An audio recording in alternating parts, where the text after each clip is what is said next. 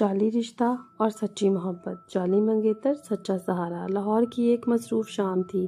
ایک شاندار کیفے میں عروسی تقریب جاری تھی۔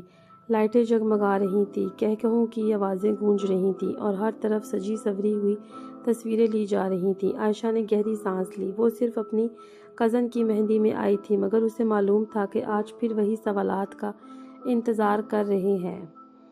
اور عائشہ بیٹا، تمہاری باری کب آئے گی؟ کوئی ہے نظر میں یا ہم ڈھونڈیں؟ وہ زبردستی مسکرا دیتی مگر اندر سے جھنجھلا جاتی۔ اسی دوران ہال کے دوسرے کونے میں اس کی یونیورسٹی کا پرانا کلاس فیلو ارحم کھڑا تھا۔ دونوں ایک دوسرے کو جانتے تھے مگر زیادہ بات چیت نہیں ہوئی تھی۔ اچانک عائشہ کی خالہ ایک نامعلوم لڑکے کے ساتھ ان کے پاس آئی۔ یہ عدیل ہے، بہت اچھا لڑکا، ابھی بیرون ملک سے آیا ہے۔ تم دونوں بات کرو، ہم آتے ہیں۔ عائشہ اندر ہی اندر پریشان ہو گئی۔ عدیل خود اعتماد انداز میں بیٹھ گیا اور فوراً ہی اپنی کامیابیوں کے قصے سنانے لگا۔ میں تو شادی کے بعد بیوی کو بھی ساتھ لے کے جاؤں گا، مگر شرط یہ ہے کہ وہ میرے مطابق چلے۔ عائشہ کو اس کا لہجہ پسند نہیں آیا۔ وہ بے چینی سے ادھر ادھر دیکھنے لگی، جیسے کسی کی مدد کی تلاش ہو۔ اسی لمحے ارحم کی نظر اس پر پڑی۔ اس نے عائشہ کے چہرے کی گھبراہٹ پڑھ لی۔ چند سیکنڈ بعد ارحم مسکراتا ہوا ان کے پاس آیا۔ واہ عائشہ، تم یہاں ہو، میں کب سے تمہیں ڈھونڈ رہا تھا۔ عائشہ حیران رہ گئی۔ اور آپ؟ عدیل نے سوالیہ نظروں سے دیکھا۔ ارحم نے نہایت اعتماد سے جواب دیا، میں ارحم ہوں، عائشہ کا منگیتر۔ عائشہ کا دل زور سے دھڑکا۔ منگیتر؟ عدیل چونکا۔ ارحم نے ہلکے سے عائشہ کا ہاتھ تھاما، بس اتنا کہ منظر حقیقت لگے مگر حد پار نہ ہو۔ جی ابھی فیملی میں اعلان نہیں ہوا، بس قریبی لوگوں کو پتہ ہے۔ عدیل کے چہرے کا رنگ بدل گیا۔ وہ چند رسمی جملوں کے ساتھ وہاں سے اٹھ گیا۔ جیسے ہی وہ دور ہوا، عائشہ نے فوراً ہاتھ کھینچ لیا۔ یہ آپ نے کیا کیا؟ ارحم ہنس پڑا۔ Rescue operation. آپ کی آنکھیں مدد مانگ رہی تھیں۔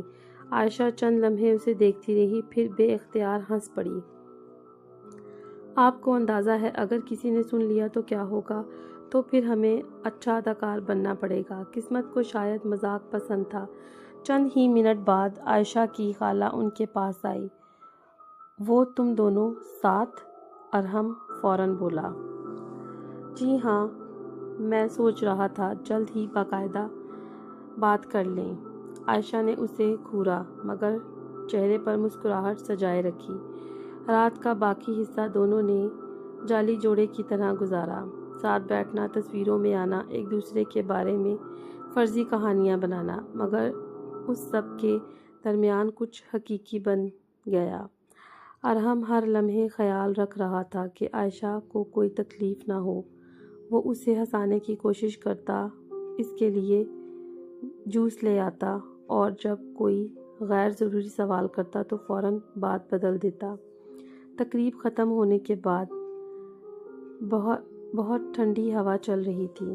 دونوں ہال کے باہر کھڑے تھے، تھکے یوں۔ عائشہ نے آہستہ سے کہا، مجھے اس صورتحال سے نکالنے کے لیے۔ ارحم نے سنجیدگی سے جواب دیا، میں ہمیشہ سے یہی کرنا چاہتا تھا۔ کیا مطلب؟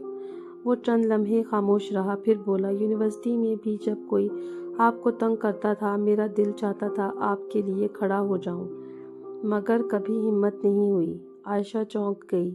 تو آج ہمت کیسے آ گئی؟ ارحم مسکرایا، شاید ڈر کھونے کا تھا۔ آج لگا کہ اگر کچھ نہ کہا تو واقعی کھو دوں گا۔ ہوا میں خاموشی گھل گئی۔ تو کیا یہ صرف ڈرامہ تھا؟ عائشہ نے ہلکے سے پوچھا۔ ارحم نے اس کی آنکھوں میں دیکھتے ہوئے کہا، شروع میں ہاں، مگر اب نہیں۔ اگر آپ چاہو تو اسے سچ بنا سکتے ہیں۔ عائشہ کا دل تیزی سے دھڑکنے لگا۔ ایک جعلی سہارا سچا احساس بن چکا تھا۔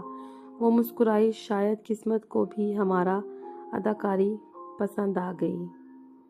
ارحم نے ہنستے ہوئے کہا، تو پھر اب اصل کہانی شروع۔